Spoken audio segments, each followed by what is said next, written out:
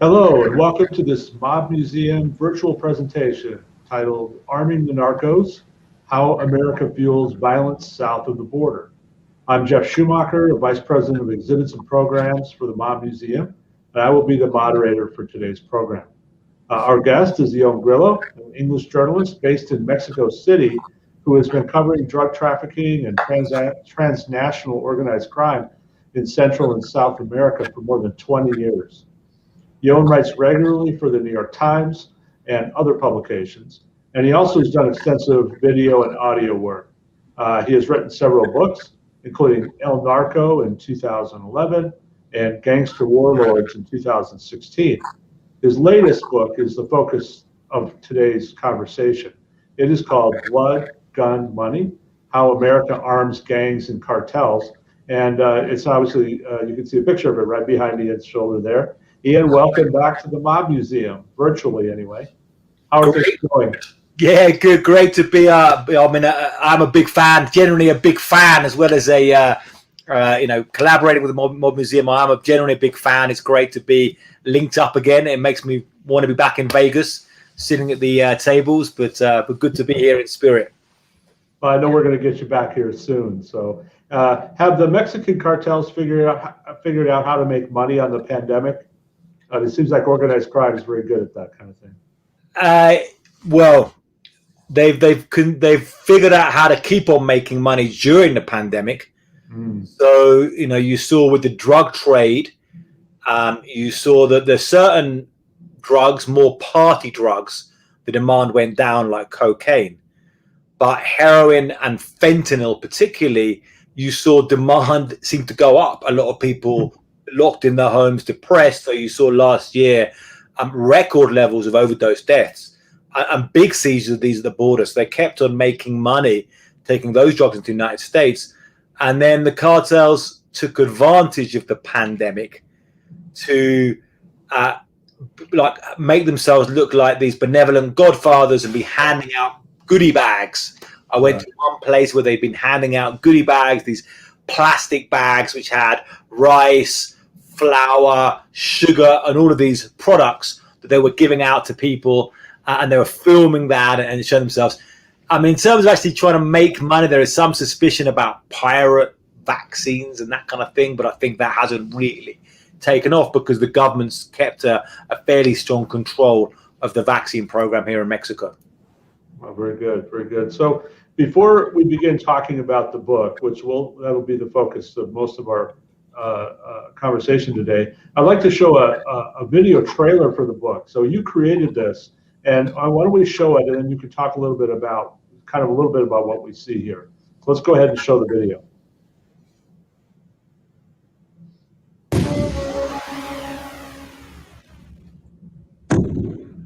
Mostly they're guns that we know were put here because there's no way we got them here. You got a lot of stretch clips and a lot of military guns, a lot of AR-15s, a lot of AKs. It's hard to get handguns. Corruption must be unbelievably rampant. So, corruption even isn't a strong enough word for it. Sometimes I call it state capture.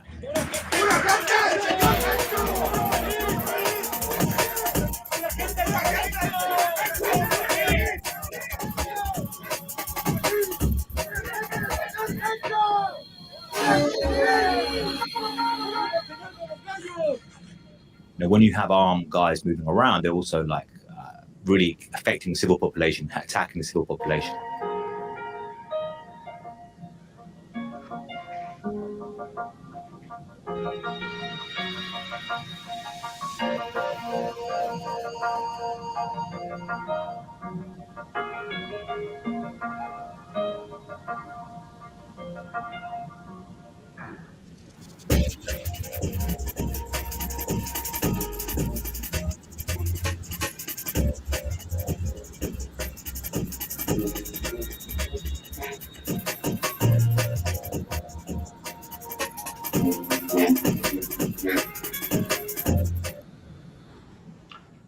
Very good. So you put this together, which means that's a video that I believe that you took or that you had somebody take with you, and some of the other pictures. Can you talk just briefly about putting that together?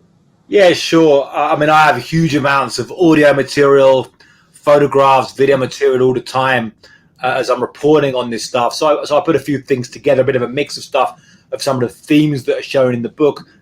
Um, we'll get into some of the aspects of the different things there in the conversation. But some of the things you see, the beginning, there's some video which is actually taken by the Mexican federal police, and they got some crazy video that I got handed out from some of them on their own confrontations. Some of them is video taken by a cartel itself, and this quite infamous video. When you see the guys that look like soldiers, they're actually cartel members, and that's how you see how crazy that is, that they have these paramilitary style armed groups. And again, we'll get into this in the conversation, but how it really is a weird hybrid armed conflict down here. Then I have some of the photographs that feature in the book, and they're taken by colleagues. Some of them by myself, some of them by colleagues of different aspects of the violence and the gun trade and the way these are playing out. Very good. And we'll talk about this a little later, but I mean, just how much traveling you have done for all of your books, not just in Mexico, but elsewhere, but for this book as well. So let's talk about your new book. So at the beginning of your book, you describe an iron river of guns flowing from the United States to the black market, feeding criminals across the continent, North America, South America, Central America. Can you kind of generally explain how this iron river works, and like how many guns are we talking about? Yeah, sure. So what you have is, this is something which fascinated me for a long time. But for a long time, I was kind of held back from really getting into the gun trade in a massive way. Partly because I felt, well, the Second Amendment in the United States is so strong, there's not really an issue to get into or details to debate here. But eventually, in 2017, this journey really began into this book. I'd already done 2 books on the cartel conflict in Mexico and the gangs across Latin America. And in 2017, I had this quite extraordinary interview with a cartel firearms trafficker in prison in Mexico in Ciudad Juarez, really explaining how he was driving to the United States and getting guns and bringing them into Mexico. And this really opened up my mind for seeing how, a lot more than just the Second Amendment, and even this is a lot more, you can totally respect the Americans' right to bear arms, but also ask a lot of questions about how come all of these firearms are arriving at gangsters, gangs in cities in the United States, cartels in Mexico, gangs in Central America, these guerrilla groups and paramilitaries in Colombia, how this is all functioning and really what it's moving. So it took me into this journey of 4 years of really just enveloping myself in the gun trade. And I was looking at the black market in firearms. So I've spent 2 decades trying to understand the black market in illegal drugs. And it's not that difficult to understand as a black market. I mean, people make drugs illegally. You grow coca leaves in Colombia. Somebody makes them into a kilo of cocaine. It's trafficked through Mexico, goes into the United States, is cut up and sold on corners. It's not that complicated to understand. The money just goes up exponentially. With the gun trade, it's quite different. It's very, very interconnected with the drug trade, but it's quite different because most of these firearms are made legally in factories in the United States, in Europe. The AK-47 factories, for example, are in Eastern Europe. A lot of them. There's things like Glock in Germany and the H&K and so forth, but also a lot of factories in the United States. And then in the United States, you have the biggest legal firearms market in the world by far. And in Las Vegas, you've got a big example of that in the SHOT Show, which is the biggest firearms trade show in the world, which is selling to gun shops and selling to police forces and so forth. But as well as the biggest legal firearms market, you have a kind of parallel black market in firearms. So you see this iron river of firearms, like black market of firearms circulating around, and you see the guns going inside the United States, to cities like Baltimore, Maryland, where I did some research and talked to gun traffickers in Baltimore, Maryland about how they were getting firearms, how they're arriving on the streets there. And also this huge amount of firearms going south into Mexico and beyond. I mean, there's been found in more than 130 countries in the world, guns from the US legal firearms market. Now, in terms of the numbers of how big this is, I mean, the majority of firearms deaths in the United States, or firearms murders in the United States, rather, discounting suicides, the majority of firearms murders in the United States, they're committed with guns that are acquired illegally, so maybe circling around with this black market. And in Mexico, there's been fully traced more than 160,000 firearms since 2007 that have been taken from criminals, including the most vicious cartels, and traced to shops or factories in the United States. And they believe that's only the tip of the iceberg, and really it's more than 200,000 per year, an estimate of more than 2 million guns in the last decade. So the numbers are pretty big.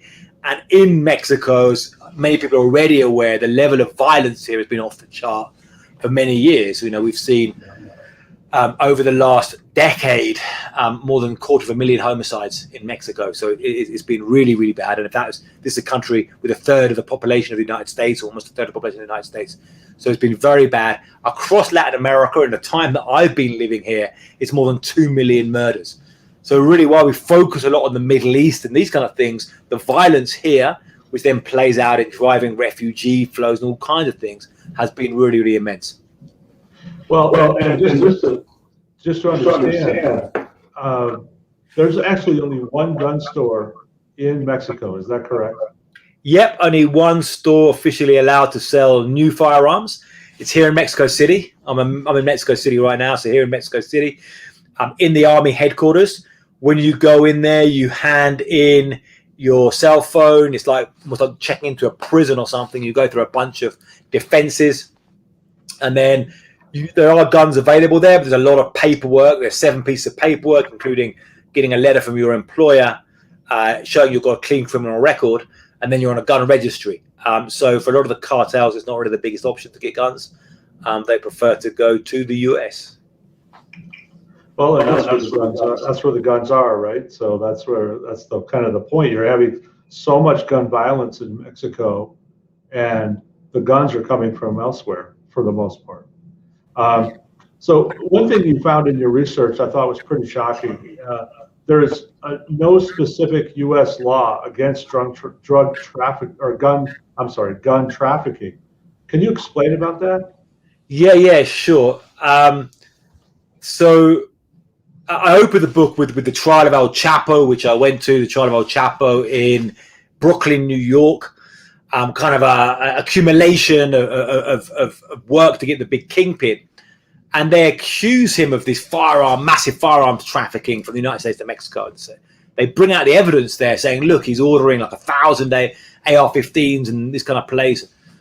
But they don't charge him with firearms trafficking charges. That was kind of odd. When I looked into this and I realized there is no federal firearms trafficking law, and this is written down in the documents. This is partly because it's very different, handled very differently from drugs. Whereas illegal drugs, you're looking at an illegal industry. There's very hard laws in the US to have conspiracy charges against drugs, which they use against El Chapo to put him in the Supermax prison. But with firearms, you're dealing with kind of policing a legal business and then dealing with the crimes of the secondary black market. And then with all the politics around guns, you've got like these very kind of fierce debates. So there's crimes like, for example, if somebody's doing something called straw buying, which is the term the agents will use, if somebody is instructed by firearms traffickers working for a cartel to walk into a store, buy 10 AK-47s. In some cases, there's people who buy things like 85 guns in a single purchase for cartels. Then the law is not firearms trafficking. The law is lying on the form.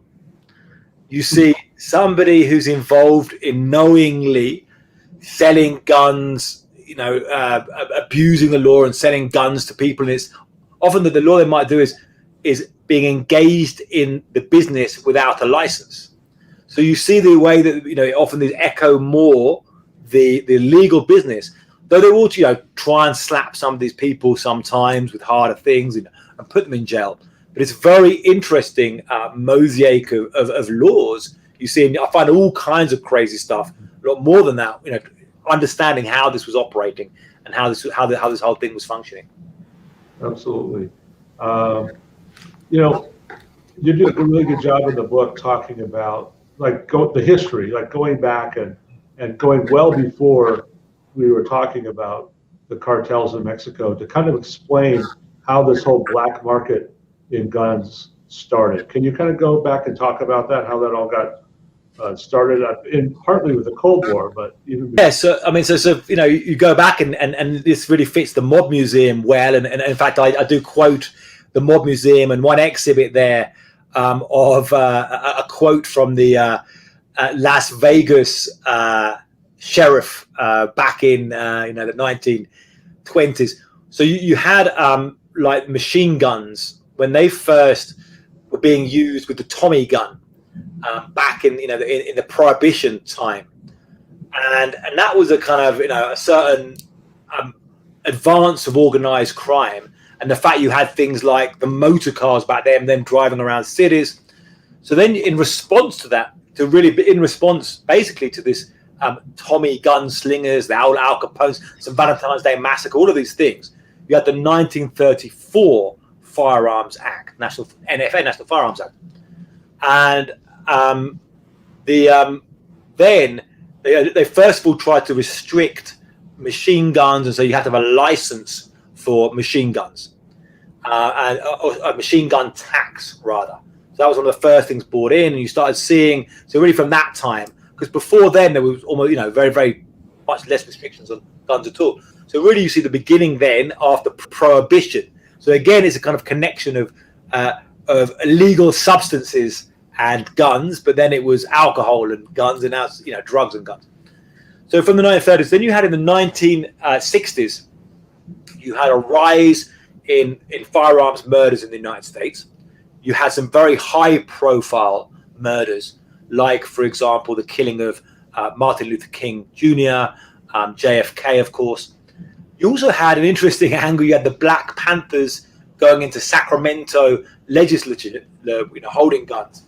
So these things, various things, provoked the 1968 Gun Control Act, which is really the most important piece of kind of legislation around a lot of this. And after that, you had these restrictions saying felons are not allowed to have guns. If you've got a felony, you can't go and have a gun if you're mentally ill, if you're a domestic violence offender. And they invented the form, the 4473 form people filled out. So that was really the 1968 GCA. Was really after that, the ATF, the Bureau of Alcohol, Tobacco, Firearms and Explosives, started coming in, the gun police, as they're known. It was when you started seeing the more radicalized NRA and gun movement, but also this black market in firearms. That's when you started seeing, guns being moved around, and that's been developing since then. And part of this distribution was actually done by us, right? I mean, in the sense that it was governments that were giving guns to guerrillas and insurrectionists, and with a political desire to overthrow a government or what have you. And these guns then end up filtering their way back to bad guys. Yeah, absolutely. So you have the kind of the domestic story, and I guess more the international story. Now today, these things are very, very entwined, so we can't divide these things simply. So you see the development of the AK-47. I think it's important to understand these firearms, to understand what's happening with gun violence today. So you have, after the Tommy gun, and then you have the German military invent a gun called the Sturmgewehr, which means literally storm rifle, the first term that kind of becomes assault rifle. Luckily for the Allies, they invent that fairly late in World War II. So it doesn't really change the balance of power in World War II. But then the Russians capture some and create the AK-47 in 1947. Now, the AK-47 is really revolutionizes warfare. It's a very durable, very efficient handheld machine gun. It's not that accurate really long distance, but you don't need it to fire. You don't need to shoot somebody at a kilometer. You can shoot somebody at 300 meters or 300 yards. So once they get out, that starts to kind of change the balance in the Cold War, and the Soviets are making these. They're setting up AK-47 factories in places including Romania, which is a factory I visit and kind of plays into this violence today, a factory in Romania, in Transylvania, the home of Dracula. And you see then the Americans then invent, as a response to the AK-47, invent the M16 or the AR-15.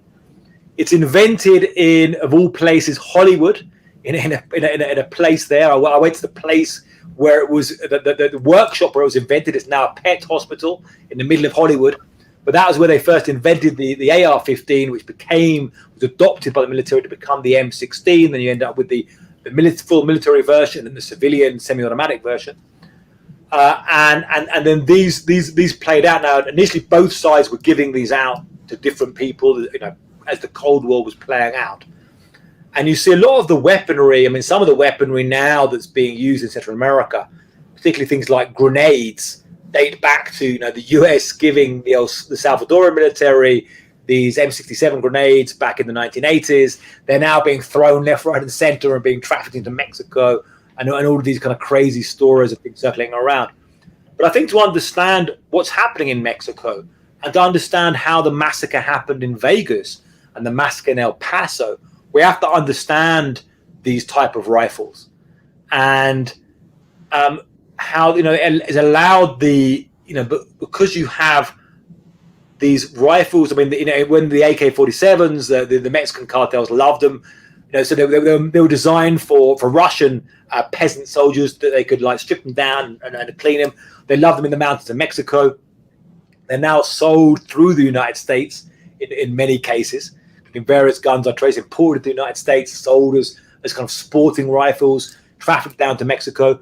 And this allows these kind of groups in Mexico to have the cartels, which act like this kind of guerrilla armies, these paramilitary style armies, and to understand the weird conflict. And this is a conflict that I've been covering for 20 years, still struggle to make sense of. But how you have things like gun battles with 500 hitmen against 2,000 federal police. How there's mass graves with 298 bodies, how there's single massacres of 72 people, and I'm kind of covering, I began doing a cop beat and ended up, covering a weird hybrid war down here. Yeah, absolutely. In your reporting for this book, you came across some really fascinating people who became your sources, who were involved in arms trafficking. And they come from all sorts of different places and all walks of life. Can you talk about a couple of these guys and sort of who they were and how they helped you understand the story? Sure. So, I really endeavor to talk to a lot of people involved in crime. That's been really the core of my reporting the last 20 years. A couple that I got on the record. I liked, as well as a lot of criminals do not allow their name to be published. I mean, some of them are still out there committing crimes. Some of them are to be, honest, still kind of can have repercussions of, from the cartel, from law, all kinds of things. But I got a couple on the record. If you're on the record, I think it's only good to show the reader there's people they can really look up, and these are who they are. So one of them, for example, is a guy who's in prison in North Carolina, who was a pilot for the Sinaloa cartel, who was taking large amounts of cocaine. I mean, he was going back to the 1980s when he would just fly cocaine into the United States. Back in those days, you just turn the lights off the plane, go at night, turn the lights off the plane, and fly right over the Mexico-California border with a bunch of cocaine in the plane. You can't do that now. They've got more radars and stuff. And he was flying big old planes from Colombia to Mexico. Now, he was also taking planes full of guns back south. So he explained that, these guys are businessmen, they're in business and they want to make money. So if you're paying for the gas to fly a plane down to Colombia to pick up cocaine, why fly an empty plane? So you go down. So what do the Colombians want? They also, he says, they want things like riding saddles. That Mexicans are big on making these really nice saddles for horses. But they'll bring a bunch of guns and they go, "Now, what do you want? These, these stack up these planes full of guns and take them down." and that's part of why you see these guns traced, including guns from like an operation we'll get into later, Fast and Furious, but the guns traced from there, which went to Mexico and then bounced down to Colombia. They end up in the hands of these people who are like on US terrorist lists down in Colombia. These are fighting what we recognize a real war down there. Another very, very different trafficker I talked to, I get on the record, was a guy called Billy Jack Curtis over in New England. And he was somebody who'd been,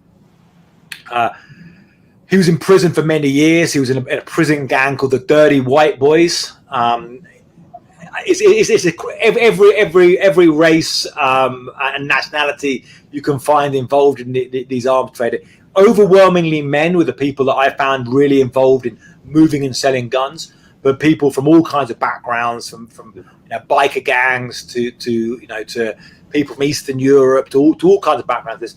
But he was in a prison gang called the Dirty White Boys. He was involved in getting guns from his small towns in Maine, these small towns there, with a bunch of these junkies, like heroin users, cocaine users, a lot of access to guns there. So he'd trade up with them, get guns from them, and then take them to the cities, and he'd exchange them with Dominican gangsters in his case, and exchange them for cocaine and heroin. Now, as I get into in the book, you have these really elastic prices of drugs and guns. The fact that the guns are worth so much more in one place, another place, the drugs are worth so much, so that the way they can be bartered and traded. I talk about gunonomics, the black market gunonomics. Yeah. Understand this. That's fascinating. And you talk to many other people too. For those listening, keep in mind, we're not covering even 10% of this book. There's so much good material in there. You also talk about hitmen, professional killers, and this is a real eye-opener too, just the amount of killing and the risks that they're willing to take to do what they do. Can you talk about that a little bit? Yeah, absolutely. I mean, to understand as well the level of death that these guns are used in on this side of the border. And this gets to other, many big issues. It gets to the big issues of impunity here. But I profile one particularly called Fresa in Honduras. He was somebody I first met in 2015 through a local journalist there. I didn't know quite how deep in he was. He was kind of involved, actually driving us around to some other interviews. He was carrying a gun at the time, but there's a big, security situation. I then went and met him again in 2017 and did a long interview with him. And he described, really, really brutal murders that he'd been involved in.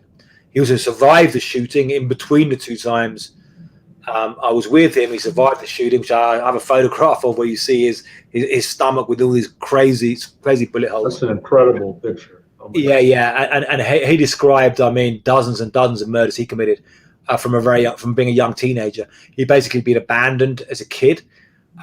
Grew up with a lot of hate in his heart, I would say, just like kind of revenge on the world. He was involved in butchering a family as a young teenager. Became a professional hitman. And the first hit, he went and blew somebody's head off on a bus, and then was running in around the marketplaces. Then carried out some very, very brutal killings. And unlike some of the assassins and the cartel members I've talked to are what I would consider psychopaths, people who really have a lack of feeling, a lack of empathy, but many aren't. Many are human beings who are in these circumstances. I consider it, to understand what's happening, a bit like, it is different, but there are comparisons with people in war zones and how people react in war zones. You're acting inside kind of institutions of these cartels and these gangs under orders a lot of the time. You're acting in very, very violent circumstances around you, and you're not committing horrific atrocities.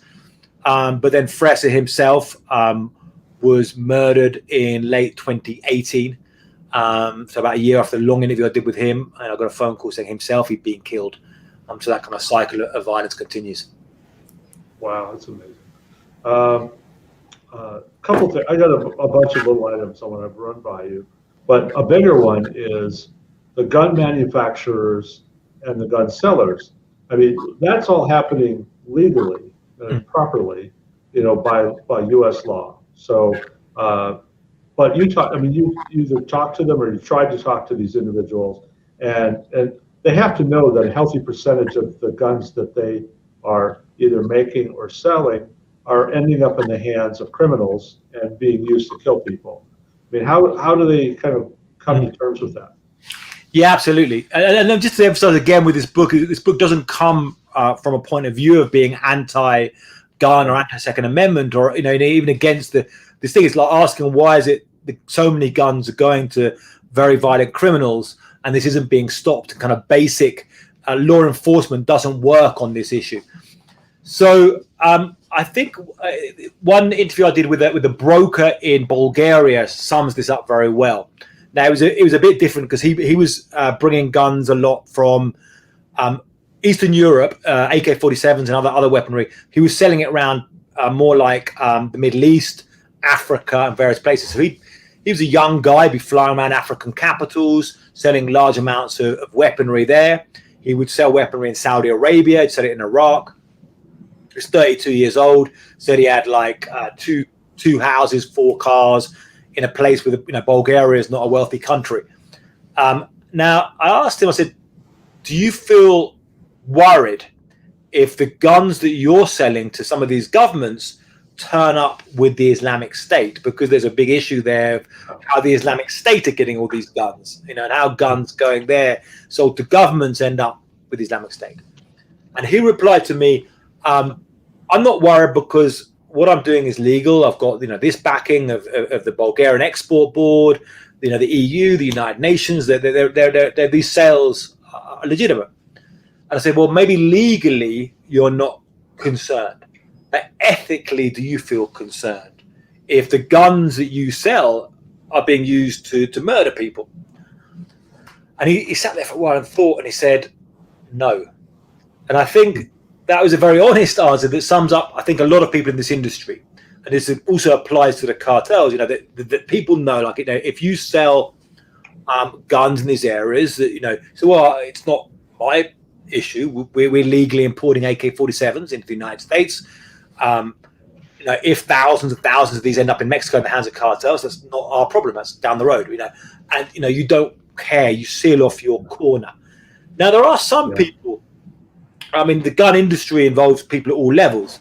There are, if you look at the small gun sellers, like gun store owners or people with businesses just selling guns at gun shows, some of them do care. And I have one profile of a licensed AR-15 dealer in Arizona who he was concerned about these guns going to cartels. He became a confidential informant for the ATF.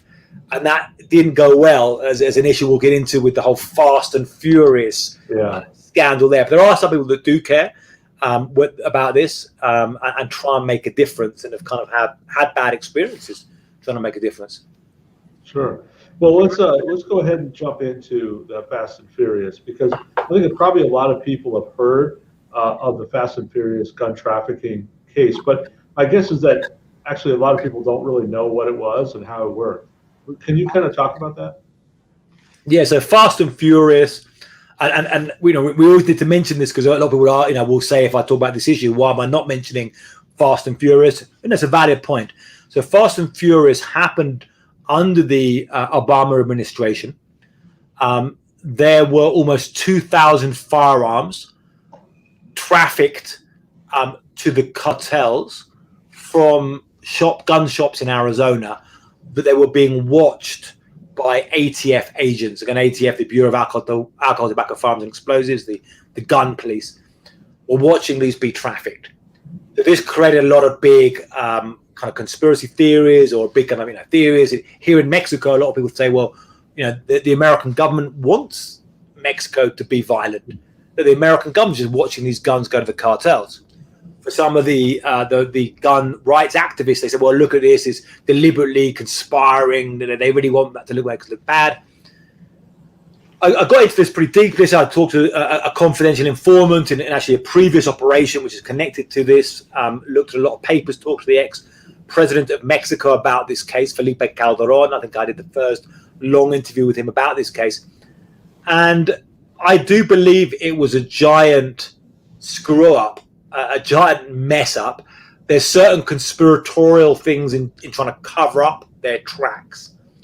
I think it really speaks to a couple of things. I mean, one is the failure to stop this huge amount of guns, and so they kind of. And the other thing is also the kind of the quite conspiratorial ways that the federal officials do try and make cases. And when you get into these, if you look at some of these big mafia cases you have in the museum, or some of these big cases of Chapo.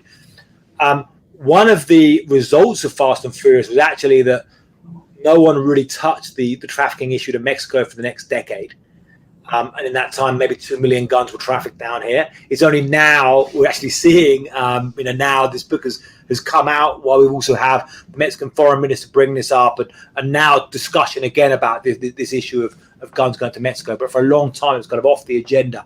There was some serious bad things being done by some of the agents. I mean, some real misplays by the agents in this operation. Gotcha. And I think what that ultimately did was it was kind of embarrassing to the point where, it reduced the effectiveness, right? Because they were hoping to go after some of the big traffickers, right? That was the goal, but they never really got around to that. Well, yeah, I mean, part of why Fast and Furious messed up is you had one agent, in fact, on the case who busted a bunch of gangs in Minneapolis area, and he'd done this wiretap, and very easy sometimes they find it to bust some of these gangs up, and you see some of these operations of gangs inside the United States. And one I looked at in New York, they did this wiretap to these gangs, and they found very easily that these people are talking on phones. Yeah, quite easy to build these cases. Mexican cartels are pretty sophisticated, and one of the ways they're sophisticated is they operate in a lot of cells and a lot of related chains of sales. So they started following and they were watching people, and they were watching one guy go to gun shops in Phoenix and spend $500,000 on guns. So like, okay, let's follow this guy. Then you get to a middle guy and think, okay, we'll follow this guy. We'll get phones. We'll trace guns. Then they don't get anywhere, and they end up just stuck on this low level for various reasons. The way the cartel is cleverer than these agents in some ways.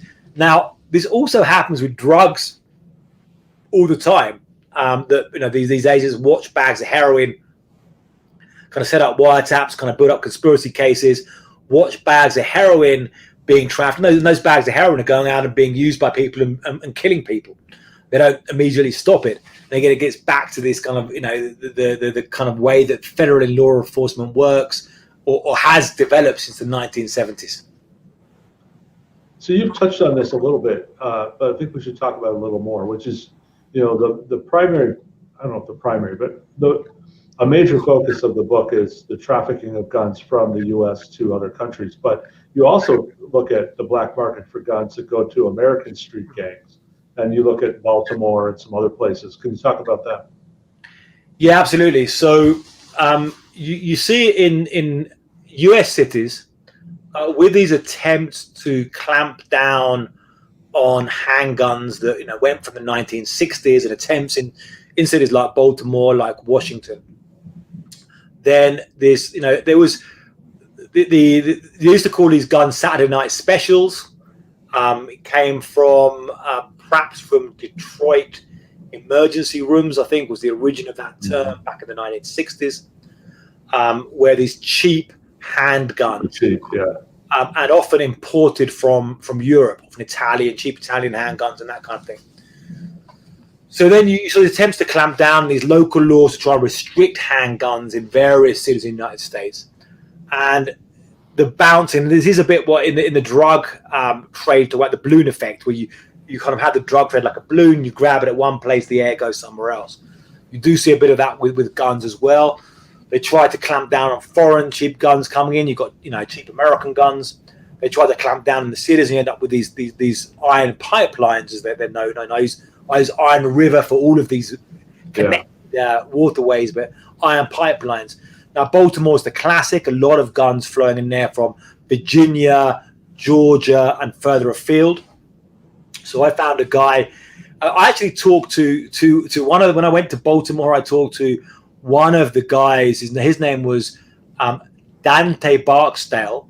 When I first arrived in Baltimore, I talked to Dante Barksdale, who had been featured in the Wire TV series, portrayed as D'Angelo Barksdale. And he was, when I talked to him, this was 2018, I interviewed him. He was working on his own book at the time. He tragically released that book earlier this year and was murdered in Baltimore because of things he'd revealed there. But then I talked to people bringing guns in, and then they would talk about what I talked about a bit before with these dirty white boys gangs, these kind of small town gangs they trade with.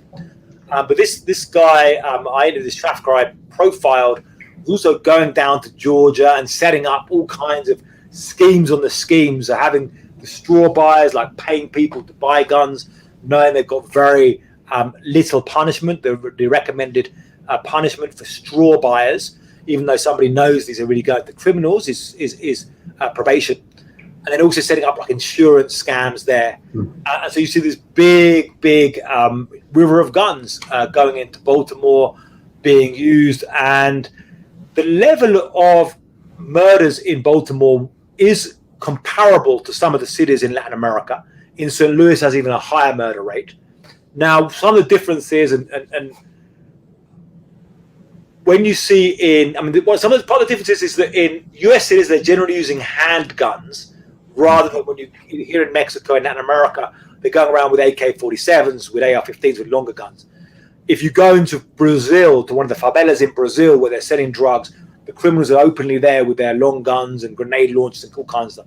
So there still is a certain threat from law enforcement. It's not the same thing. And also, whereas you might have this very high level of violence in a city in the United States or in a few neighborhoods in a city in the United States, in Mexico and Latin America, you see the entire state with these very, very high levels of violence. So right now, Guanajuato state in Mexico has got these very, very high levels of violence. So it is different, but you see certain comparisons, and it still does blow my mind that the United States, being such a wealthy country, being such the most powerful military power in the world, can still have these level of violence still, which is then used in turn to justify militarized policing and so forth. And you also see the murders of innocent bystanders, both and children and people, both in Latin America and in these cities in the United States. Let's talk about the innocent bystanders for a minute, because I think that's important. You talk about certainly there's people who are in the line of fire and then they are accidentally shot, in theory, right? But then there's also these innocent bystanders, like people in Mexico, who are almost targeted, even though they didn't really do anything. Absolutely. So talk about the bystanders of bullets, and again, you see a lot of this in the United States in cities like Baltimore. Children being killed and stuff, and by these stray bullets. In the case I was looking at in Baltimore, you see this case of this girl Cattery, who I interviewed. If you see the in the video, there's this girl here, Cattery Ramos. She was hit by a bullet in a gunfight. She was playing when she was 12 years old, and the bullet hit her just above her waist. It went out through her spine and left her paralyzed from the waist down. When I interviewed her when she was 14 in 2017, and was asking her. For me, it was devastating. I've met so many people with bullet wounds. How come she was paralyzed from the waist down? I didn't realize how bad spinal injuries can be.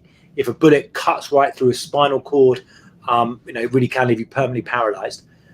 She'd stopped going to school because the school had no wheelchair ramps. So she wasn't going to school at all.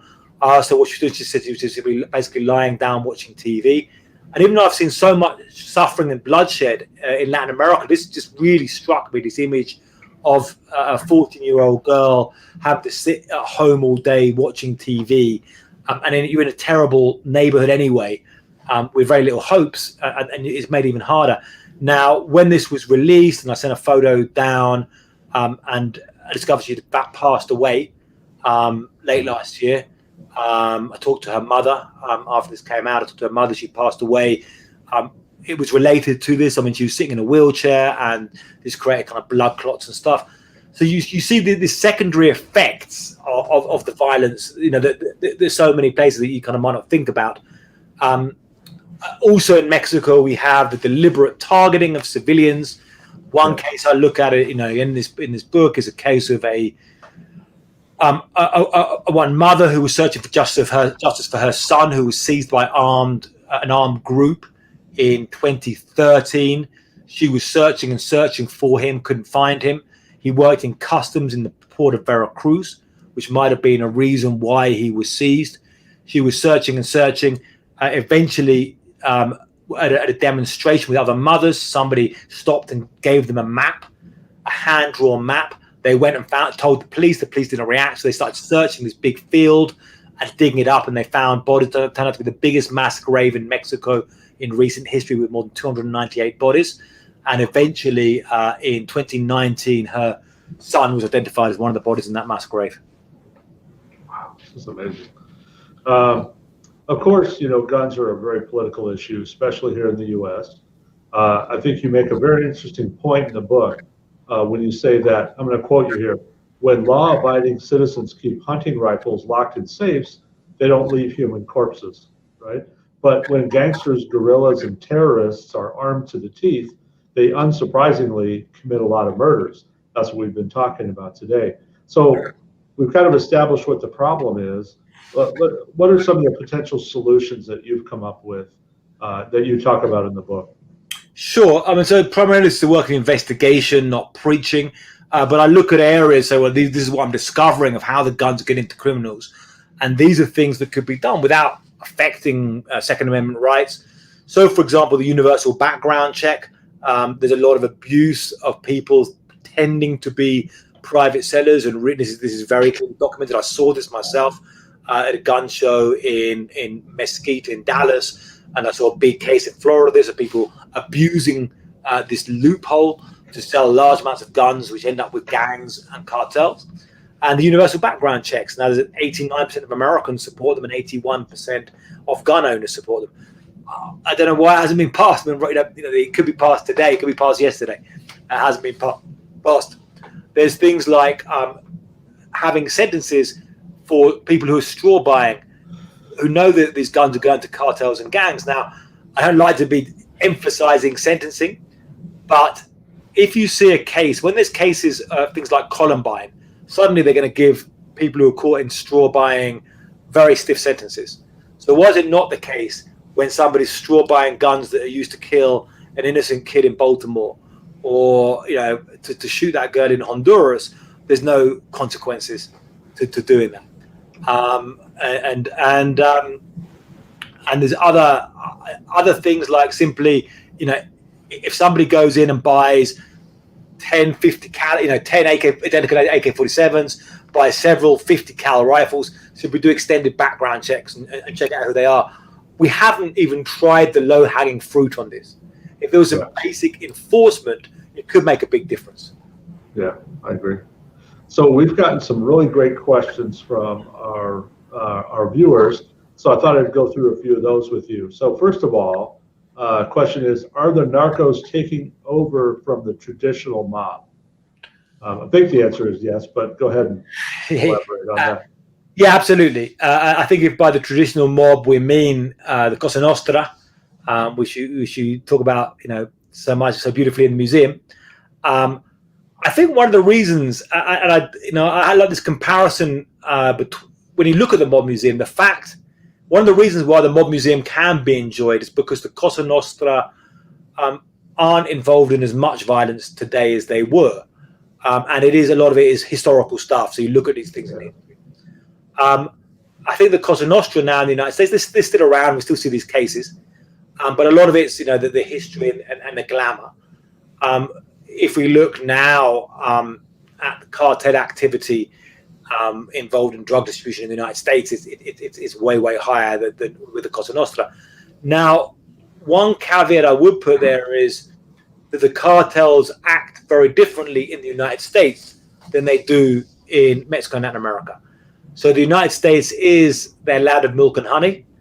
They're there in Vegas, but they're not really interested in getting attention to themselves. They're not interested in dropping bodies. What they can get away with doing here is different, completely different. So here you see, these convoys of armed guys driving around, and I've been covering and seeing this crazy stuff. They don't act that way in the United States. They're protecting their business there, but they're certainly there in massive ways and making a lot of money out of the United States. Absolutely. Another question from another viewer: is all of Colombia corrupt? So Colombia is an interesting case compared to Mexico, and Colombia is the conflict that is most similar to Mexico in some ways. They're different. In Colombia, you had more of an overt political aspect to this conflict. So you had the Revolutionary Armed Force of Colombia, this left-wing guerrilla group. You had these paramilitaries. Colombian law enforcement, I would say, is less corrupt than in Mexico, where in Mexico, as I said in that trailer, in Mexico, some of it's more akin to a state control, a state capture than just corruption. Where in Mexico you have these insane stories. I mean, you've got a police commander who's not only turning a blind eye on the cartel. He's not only a full-on member of the cartel, but he's instructing the young cartel recruits how to cut up bodies, and So you've got this level of policemen I'm interviewing or running around with. I don't know really how deep they are. In Colombia, I think it's not that bad in terms of pure corruption, but the Colombian security forces are very violent. Now they had one issue known as false positives, where they would basically have incentives to try and kill, especially the guerrillas. And so they would just kill innocent people and pretend they were guerrillas to kind of say, we're getting more targets. Right now, there's a bunch of demonstrations in Colombia. The death toll is estimated at 42 right now in Colombia, mostly the police shooting protesters. So the Colombian police are certainly very violent. In Mexico, the level of corruption is insane. It's a huge issue. There was hope in this current president, Andrés Manuel López Obrador, that he would clean things up. He talked about cleaning the stairs from the top down. So you clean corruption from the top down. But it's been disappointing so far. I mean, if you look, there's going to be elections on June 6th of this year. One of the mayors running for the president's party is on the DEA wanted list, drug trafficking. Actually last seen in Houston, I think it's a Houston area case. And he's running for mayor for the president's party. So you still got a huge amount of corruption here in Mexico. I think, just to elaborate on that, there was this really famous case. I forget if it was 1 year ago or 2 years ago now, but where I believe the police had arrested one of El Chapo's sons. Is that correct? And then they had to let him go because they were going to all get shot. Yeah, so that's known here as the Culiacanazo. It happened in the city of Culiacan. It's known as the Culiacanazo. Some police and military, about 30, went in and got a son of Chapo Guzman called Ovidio Guzman. Immediately, his gunmen responded. Then you had this incredible firefight in the city. Now, in that firefight, according to one estimate, one video put out by angry people within the Mexican military, there were 700 to 800 cartel gunmen involved against 350 soldiers. So outnumbering the soldiers 2 to 1. The police basically melted away. So the police just we know not going to get involved. There was people going to pick up their children from school who were locked in the schools. People going to the supermarkets, locked in the supermarkets. And eventually, after several hours of this, the government said we're releasing Ovidio Guzman. He's still out there. So, I mean, a lot of questions about that. I bet. So another question from a viewer. I live in San Diego. How important is San Diego to the cartels? He says downtown San Diego looks like Miami in the 80s with all the high rises. How important is San Diego to the cartels? Yeah, great question. So in terms of, so when you look at the drug trade, and to try and find, I really try and really, pursue hard facts about a lot of this stuff. And one of the things we can look at is seizures on the US border of drugs. So where are most drugs being seized? How much? How does it compare year by year? Now, year on year, the biggest city for drug seizures, for the high value drug seizures. So marijuana, in fact, is the Sonora, Arizona desert. That's the seizures of marijuana, which are getting less and less important now because you've got a big legal marijuana industry and that moves around different states. But high value drugs, cocaine, crystal meth, heroin, fentanyl, it's Tijuana, San Diego. That's the border. So in terms of the big money, that's where it's coming in. A lot of it's in regular passenger cars.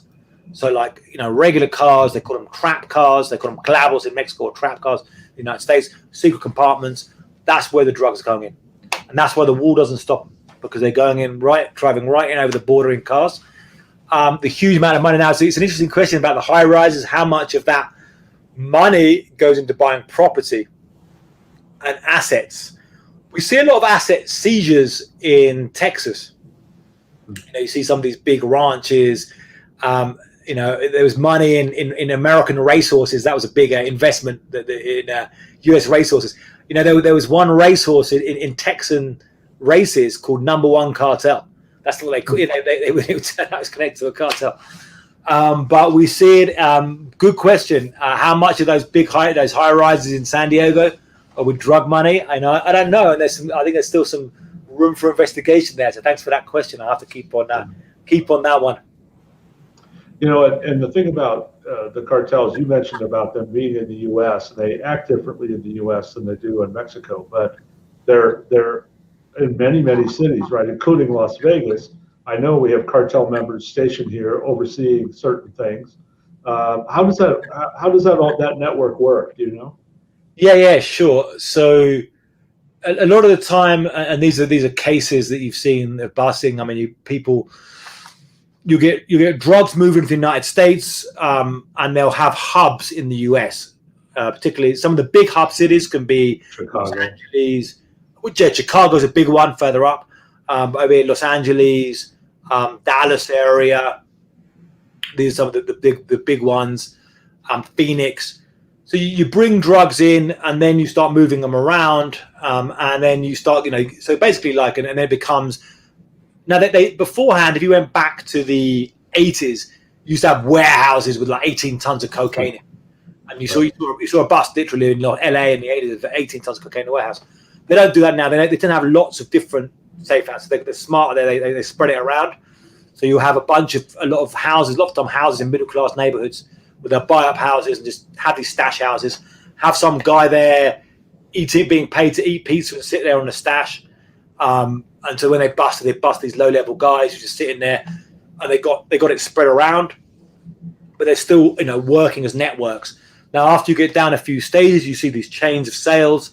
You get down, and they start moving around, outside of cartel circles to regular people, and you get anybody involved from college kids, to all kinds of people involved in selling drugs across the United States.